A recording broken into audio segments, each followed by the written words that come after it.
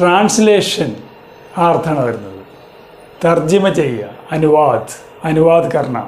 Permission എന്നുള്ള അർത്ഥത്തിൽ ഹിന്ദിയിൽ ഉപയോഗിക്കുന്ന വാക്കാണ് അനുമതി. നമ്മുടെ മലയാളത്തിൽ അനുവാദം എന്ന വാക്കിന് സമാനമായിട്ടുള്ള വാക്ക് ഹിന്ദിയിൽ വരുമ്പോൾ അനുമതി എന്നാണ്. ഈ അനുമതി എന്നുള്ള വേർഡ് നമ്മുടെ മലയാളത്തിലുണ്ട്, അത് വേറെ കാര്യം. പക്ഷേ ആ എക്സാക്റ്റ് ഉപയോഗിക്കുന്ന വാക്ക് അനുമതി എന്നാണ്. അനുവാദ് എന്ന് പറഞ്ഞാൽ ടോട്ടലി ഡിഫറൻ്റ് ആണ് അർത്ഥം. അനുവാദ് കർണ, ഒരു ഭാഷയിൽ നിന്ന് വേറെ ഭാഷയിലേക്ക് തർജ്ജമ ചെയ്യുക, അതിനാണ് അനുവാദ് കർണ എന്നുള്ളത് ഉപയോഗിക്കുക. യേ സന്ദേശ് അനുവാദ് കരേ, ഈ മെസ്സേജ് ട്രാൻസ്ലേറ്റ് ചെയ്യൂ. ഇസ്ക അംഗ്രേസി മേ അനുവാദ് കർണ മുഷ്കിൽ ഹേ, ഈ തന്നിരിക്കുന്ന ഹിന്ദിയിലോ മലയാളത്തിലോ ഉള്ള പാരഗ്രാഫ് ഇംഗ്ലീഷിലേക്ക് തർജ്ജമ ചെയ്യാൻ ബുദ്ധിമുട്ടാണ്. അനുവാദ് കർണ മുഷ്കിൽ ഹേ.